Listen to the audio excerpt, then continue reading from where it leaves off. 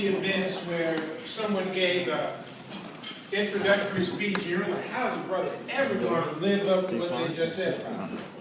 And so, Lord, give me the strength. All right. To come forward and deliver half of, to in any way come close to what it is that the brother has just said about me. And I will tell you, I remember the day he called in distinctly. Until right now, I did not know who that was. We do get phone calls from around the country on my radio program. I actually now have 2 radio programs. One is at 8 o'clock, and I think it may be the WIDradio.com. At 8 o'clock Eastern Time, it's called the Wealth Creation Show. And we talk about network marketing, franchising, and personal wealth. And then on Fridays, I have a program at 9 o'clock called Grow Your Business Today, which really focuses on what I call the pure entrepreneur. And I'm going to go to a little bit of where I was going to end very quickly here at the beginning and tell you that I'm going to encourage everyone to have at least 3 separate and independent streams of income. That's the strategy that you all need to be thinking about as we go forward. Teach. Okay. So I want to thank God for all of you being here and for all that we can do together.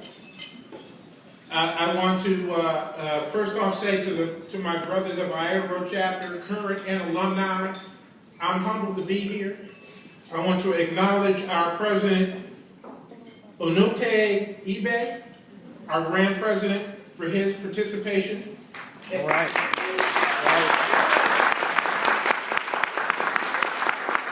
And any other brothers of Delta Sig who are here who did not happen to come through Iota chapter, we are obviously a welcoming community. Amen. And we truly appreciate the fact that you've taken your time to be here. That's right. I definitely want to thank spouses, friends, families who've chosen to come along and hear and participate in the fellowship that's taking place here today. I want to thank Brother Marvin Broom for having brought me to this august occasion, as well as the organization committee. And there's one sister right here who's no nonsense, and I respect her because I tell them a story about a woman on Charter Line that she reminds me of. So I relate to strong women and what it is that they can do for all of us.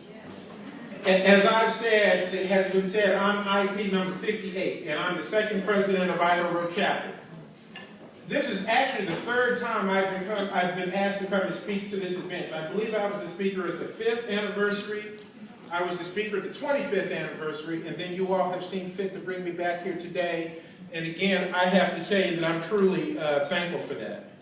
I want to take a moment, and it was done earlier, and just acknowledge the passing of my sister, Sheila Tyson, who was IP number 1.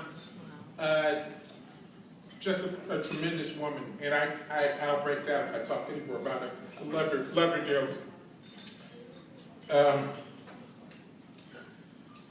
And I've been asked several times today, what family are you in? Who's your family? I have to finally conclude that you are all the seeds of the charter. Fix it, fix it, fix it, fix it, fix it. I have handed out just like every card I have here. I've got 2 left. Anyone who I gave my card to and does not call me, I'm going to come looking for you. There's a whooping if you don't give me a card. If I'm your daddy, then there's a whooping. I want a network. I want us to connect. This is critical to where we need to go in the future. And I want you to fully understand that if there's anything that you walk away from what I'm going to share with you today, it's that core fundamental message about togetherness. And so the topic I was asked to talk about today was 35 years of brotherhood and how that fuses with professionalism. And I'm really going to cover that in 4 parts. I'm going to talk about the beginning. Now really that's about me, how I got to Howard. It's going to be very brief. And then I'm going to talk about from what I call from infancy to tradition. The beginnings of the charter line and my experiences during my college days and what it is that we attempted to bring and the culture we attempted to bring into Iota chapter and into the fraternity. Then I'm going to talk about what it was like to step outside of Howard University, the experiences I had, the perspective I brought, and hopefully you can gain something from that. And then where do we go into the future? Okay, that's where we're headed here today. In the beginning, I grew up in Los Angeles, California. My dad was a doctor, and by most people's standards, oh, you were the rich kid. Of course, you were supposed to be successful. Well, let me tell you something. The difference between being rich and poor is that you have a few extra things, but it doesn't mean you got any better sense in terms of how the future's supposed to work. Right. And I was aimless. And, you know, matter of fact, my high school counselor told me I didn't have the aptitude for college and I should go to trade school. Okay. Well, thankfully, my parents didn't think that was the smart thing to do. And my uncle came to, who happened to be a Howard grad, lived in Prince George's, Maryland, and said to my mom in July, why don't you send him to Howard? And I applied in July, or I probably should say she applied for me in July. And I got in August. And I'm going to just thank my uncles and whoever helped to make that happen, okay? And I made the decision to come. And I took that action. When I got here, the way to describe Howard for me from coming from LA is culture shock. Okay? It's true culture shock. And when you consider the fact that in the first month, we had Dick Gregory come and speak. We had Andrew Young come and speak, talk about, he was a UN ambassador under the Carter administration. So this is the 70s, yes, I know. And he was U.S. ambassador. He talked about living in Cook Hall and hanging out, all the places that I walked. And this giant of a man had been the exact same places I had been. And then the last poets, and I don't know if who here knows who the last poets are? Anybody? If you go and find some of their information on YouTube, anyway, you talk about when the revolution comes. There will be no, when the revolution comes. It will not be televised. Okay? Listen to the powerful messages of empowerment and what it is that we were supposed to do. The other things that happened to me during my Howard experience were the professors that had such a profound impact on me. And there are two in particular. There was an accounting professor named Mr. Thompson, tall, lanky man from Jamaica. And this is the days when he'd literally come to class. He's about 6'5", 6'6", and he would stand and he would put his foot on the table in front of him and smoke a cigar while he taught accounting. Yes, this is in a completely different era. And he called me Mr. California. Mr. California! Mr. California! And it was like, wow, man, this guy was, you know, you're just supposed to be on point all the time. And then there was a professor named Dr. Olive Taylor who taught a class called The Black Diaspora. And she inspired us in ways that just blew my mind. I wasn't prepared for this sort of information. And when I got to Howard, I was a political science major. I was a political science major for two fundamental reasons. The first one was that I had been intrigued by the Watergate trials. So again, I'm dating myself. The Nixon administration and what happened with the impeachment. That was fascinating. I wanted to go into politics. And the second one, I was afraid of math. Okay? But I went home to California after that freshman year, and I grew up in a community where most of the people were entrepreneurs. They were contractors, they were restaurant owners, they were store owners, they ran a calling company, that sort of stuff. And the one thing they always complained about is having a lack of access to capital. If I only had more capital, I could be more successful. Access to capital, access to capital. I said, well, you know what? Shoot, I'm in school. Why not go over to business school? And so I actually, after 2 years, I transferred to the business school. So it took me 5 years to get out, because I realized that I was actually on the wrong path, or there was a better path for me. And so I made the decision and I took the action. And I switched over to the business school. And I just want to tell you that I went to what I call the real School of Beat. We're talking Sherman Avenue. I know y'all have heard about it. The warehouse on Sherman Avenue. It was a completely different environment that you could possibly understand or appreciate, because once you went that far off campus into a building, you just didn't come out unless you had to. And in your junior and senior year, when you have basically all your classes in one place, you just became a true community. The rest of the university didn't even know who we were. When we showed up on campus, where is that school? And it was just the perfect laboratory for this chapter to be formed. because of the ability. There was no reason to, you didn't, I'm going to run over to the library, I'm going to run back to my dorm, I'm going to run over here to eat. That just wasn't the way you operated, particularly not in the middle of the winter. Okay? So as a result, all the clubs and organizations, like every day, somebody was having a different meal thing going on to eat in the lobby. I don't know if they still allow you to do that. The clubs have food in the lobby. So, the California folks would have tacos and somebody else would have chili or hoagies or whatever. And basically, we'd sell it in the lobby of the old School of B, and that's where you generally ate, or there was a little Jamaican place down the road, or you go to the Florida Avenue Grill. That's pretty much it. Because it was too inconvenient, particularly in cold days, to deal with that. I want to talk about the infancy of the fraternity. I'll never forget when Sheila Tyson came to me, and she was a year ahead of me in school, and you know how there's some folks that just seem to be at a different level. Well, Sheila and David Dupree were two of those people, and I know a lot of you know David.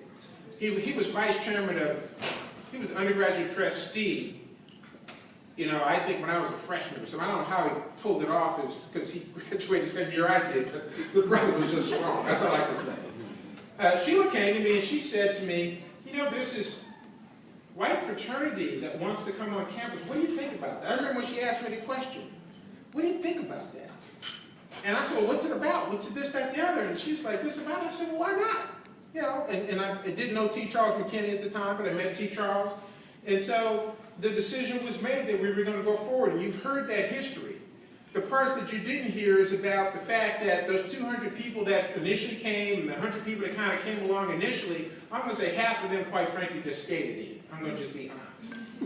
When you had folks from the University of Maryland in charge of who did what, and it was really University of Maryland. All those universities mentioned, I only remember the guys from the University of Maryland. I want to give them tremendous kudos and congratulations for having come over and spent the time with us. But the core group of people that decided that this was worthwhile were powerful people. There was a woman named Beverly Spann. She was the vice president of professional activities. That woman would pound the table. I'm setting this thing up. If you all don't come to this event, I'm telling you right now, I'm not tolerating it. And she realized, whoa, okay, I guess put on your tie, this, that, the other, boom, boom, boom, boom, boom, boom. There was no nonsense. We're forming this chapter, and you've got to come correct. And that was the message that we got. And there was one other person who truly inspired me. Going back. There was a woman by the name of Patricia Roberts Harris who became, she was, I think, Department of Housing and Urban Development. They asked her to switch to another cabinet position during the Carter administration. Howard grad. And when she switched positions, the first thing she said in her press conference is, well, I'm just going to have to hit the ground running. And that's the bottom line in terms of what those of you who are an undergrad, you're going to have to hit the ground running. And those of us who are out here and are feeling successful, I still want you to know that we have to hit the ground running. Too many folks become complacent. You believe you've arrived when you have a solid income stream. It is a fallacy. It is a farce. It's a sham. I have to go back to Mountain. It's a sham. You've been hoodwinked. You've been bamboozled. That job will not sustain itself. Even if you are exemplary, you need additional sources of income. Things that will last beyond the time that you choose to work or are able to work or want to work. Do not think that you have arrived, because you haven't. It's critical that we stop thinking that we've arrived. We've arrived nowhere other than into a form of comfort that does not translate into true wealth for our community, and I mean the broad community. We have to do something different than what we've been doing. I'm going to be, and I was mentioning to Pastor Alex here, the next 3 weeks I'm going to be speaking before a group of pastors, and my goal in these 3-week sessions is to talk about how we merge the sacred and the secular together. The disciples, none of them were clergy. They were business people. they were unremarkable people up until, and many of them unremarkable people up until the time that they became Jesus' disciples. We have remarkable people in this room. So if the unremarkable can do extraordinary things, I'm certain that the people in this room can do extraordinary things. And so that's the challenge that I got when I came to Howard. And I'm going to tell you that as I eased on into corporate America, it seemed so simple. I was making a lot of money. It was good. It was this, that, it was the other. And you lose sight of what you learned when you were here. There's that burning passion. I know for a fact that every one of you at some point or another had a conversation with some of your classmates about going into business together. Is there anybody here who's going to tell me they didn't have that conversation? Somebody who didn't have that conversation raise their hand. Now my question is, how many of you all are in business together?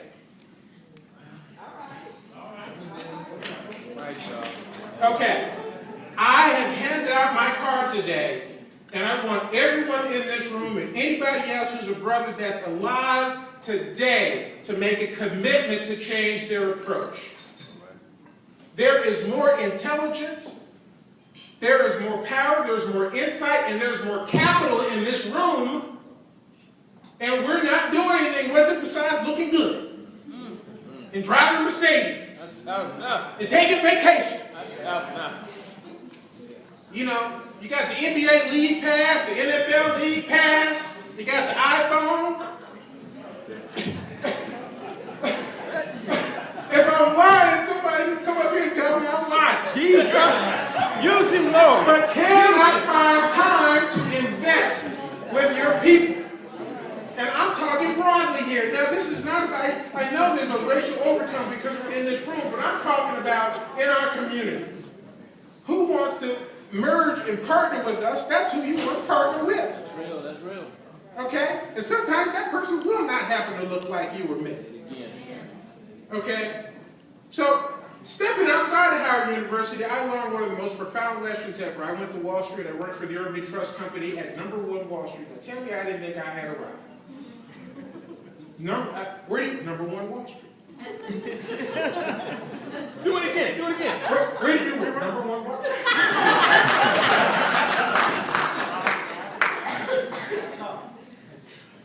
I'm telling you, I knew how to write. I was in a training class with 80 other people. There were about 8 black folks there. And I learned one of the most profound lessons, and I take it with me the rest of my life.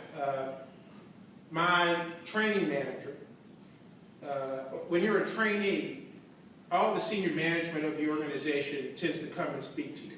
This is part of the indoctrination program. I was talking to some ladies a little earlier about how organizations want to indoctrinate you in their way of doing things. So they bring senior management in to talk to you. And the number 3 person in the bank, his last name was Schoenfeld, I can't remember his first name, senior executive VP was going to come and speak to the training class. And my manager comes to me and says, I want you to go and get Mr. Schoenfeld from the elevator, because he's not quite sure where we are, so I'd like for you to go and get him. And I said, okay. And then I said, well, why are you going to ask me to go get him? How come I got to be the one to go get him? There's only 8 black folks here. Why am I going? Why me? And I'm going over to the elevator, and this is going around and around in my mind. Why me? Why am I got to be? Oh, he's okay. And I'm doing this whole thing. And so I get over to the elevator, kind of to the elevator. I'm half-hearted. I'm half-hearted. The elevator door opens. Mr. Schoenfeld steps off, and a half a dozen white guys jumped. Mr. Schoenfeld, here's my card, here's my name. Let me introduce myself. Let me take your coat. Let me do this. Let me do that. I'm like, holy smokes. Wait a minute, I'm supposed to be the guy taking over. What happened? And I'm like, it hit me right there. I said, you know what? My manager gave me an opportunity. Yeah, that's right. He gave me an opportunity to have a personal interaction with the 3rd most powerful person in the bank, and I was so hung up in some crap that I missed the opportunity. And right then I said, you know what, I'm not going there anymore. So that dynamic that has held us so long, that the motivations for why people do things, what does it mean? How does it play out? I'm just going to tell you, it does not serve any kind of real purpose for you. If somebody is truly mistreating you, make that decision after the fact and then come back later. But in the moment, if there's an opportunity, you have to seize it. If not, you're letting us all down. Okay? During my time on Wall Street, oh, you know what? I have jumped because my mind. Oh, let me go back and talk a little bit about Iota. I had to make a little notes for myself because I get excited here. Let me go back and talk a little bit about Iota. So we had a tremendous level of energy with that initial group in terms of deciding that, how are we going to form this thing? And I mentioned Sister Beverly Spann, the late Brother Lenny, number 2. It was powerful. I got a hat today that looks kind of odd that I wore in today. Anybody check it out. Harry Taylor, we call him Ike, was on that line. About 10, 12 years ago, I'm having lunch with him or dinner with Sister Electra Fulbright and Brother Electra Fulbright in New York. And he came in with this hat that's warm. And he said, man, I'll just send you one. It was around the time of my birthday. I'm wearing that hat. I had about 12 years. And every time I put it on, I think of my brother, Ike. My brother, Harry Taylor, who gave that to me. At the time that the pledge line went over, there were 3 of us who were pledging in a different way. Brother Mike Graham and I were Sphinxing. And Brother Mike Smart was pledging Kappa. I forget what before I know I'm a Sphinxing, I forget what Kappas are called before they become Kappas. Scrolls. Thank you, brother. I appreciate that. There was no disrespect. I just couldn't remember. No disrespect. I've gotten over that kind of rivalry just like I have a lot of others. Okay. The pledge process, when we thought, there was a number of things that we thought about as we transitioned from the business club, which by the way, I didn't remember that's what we were called, to Iota Road chapter. We thought about tradition. And really, from my point of view, I put that first line of ours and us together. I don't look at us necessarily as different. Yes, the charter group did something special, but it was that first 12 months of attempting to figure out and create legacy. Okay, Sister Electra Fulbright, who was in charge of pledge activities, the purpose of Delta Sigma Pi. You could not say the purpose of Delta Sigma Pi. The purpose of Delta Sigma Pi. Right. That book, the history, unfortunately, nobody's here from that line because they could tell that story better than I ever could. But we thought about academics and professional excellence. That's what it was all about. And I'm telling you, Brother Malcolm Ware was inspired to write the Iota Road message based on the inspiration he got from Electra. Okay, that was his vice president of pledge activities. We had a tremendous amount of fun at Howard. We had a tremendous amount of fun. Last night, my senior vice president and my treasurer, and I thought she was my treasurer coming today, we got on the phone last night. We giggled. We giggled for about 45 minutes. I was like a little kid. It was so powerful. We just giggled. Let me share with you a couple of things that we attempted to bring in as a legacy. And some of it I've heard still, and others I haven't. When we did an offsite to Prince William Forest Park in Virginia. When you have that many different people come from that many different perspectives, and again, when we were brought in, we didn't really pledge like today the pledge process works. So we weren't really a coherent group until we became a chapter. Because again, who was pledging was they were in another school. So we had some challenges. And we went to this offsite, and apparently there was something we said at the offsite that got back to some people who didn't come to the offsite. We ended up with this major disagreement inside the chapter. And we came up with a concept that you all still use, except we called it comments for the good of the brotherhood. I think you guys now call it word for the good. It was comments for the good of the brotherhood. And it was an opportunity for those who are having issues. Stand up and let's talk about it. We're just like family, you work it out. Right. Comments for the good of the brotherhood. And I'm going to tell you that the comments for the good of the brotherhood usually lasted longer than the meetings, because everybody had a perspective. We also created at the time, and I know this hasn't continued, a speaker series, which was called Issues significant issues from a business student's perspective. And we invited the leadership of the other clubs in the School of Business to, in fact, pick a topic and come before the student body, they were all invited, and talk about and articulate their perspectives on what was happening.